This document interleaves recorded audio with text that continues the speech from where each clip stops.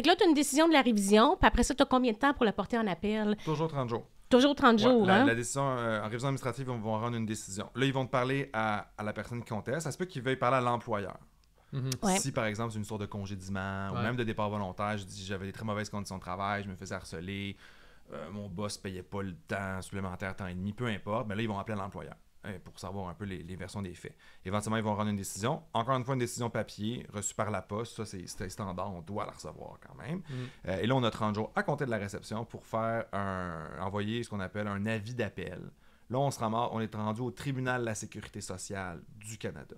Ça coûte-tu quelque chose faire ça, cet appel-là? Non. Non? Ça, c'est gratuit. Le tribunal de la sécurité sociale, c'est un tribunal administratif créé par Stephen Harper dans le cadre de sa réforme, qui fait 2 choses dans la vie, de l'assurance-emploi puis des pensions de vieillesse, le régime de pension du Canada. Okay. Il y a 2 sections, section assurance-emploi, section pension, et c'est tout ce qu'il fait. Le formulaire est disponible sur un site quelconque? Sur le site du tribunal de la sécurité sociale aussi. Interactif ou encore... En version HTML, c'est un peu ouais, mieux. Là, donc c'est un peu mieux, là, OK. Ouais. C'est un tribunal qui... on a été très... Un peu plus moderne. On a été très, très critiques de ce tribunal-là au début. Hein. Ça prenait...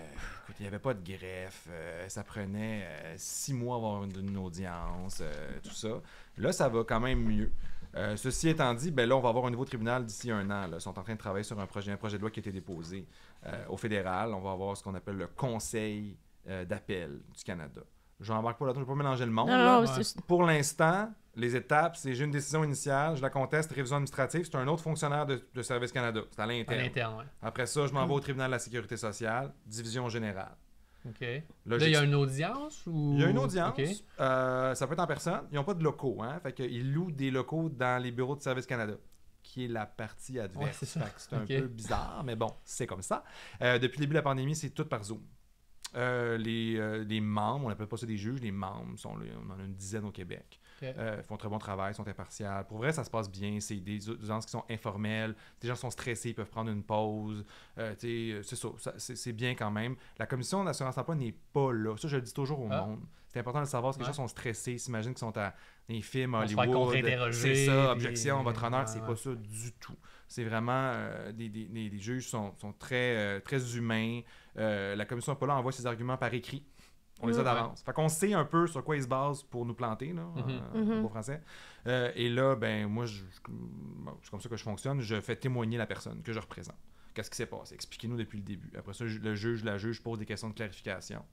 Puis éventuellement, on va rendre une décision par écrit, là, généralement dans les 30 jours. Dans les 30 jours. Puis le délai entre la décision de la révision et l'audience devant le tribunal, on parle de combien de temps environ? C'est très variable.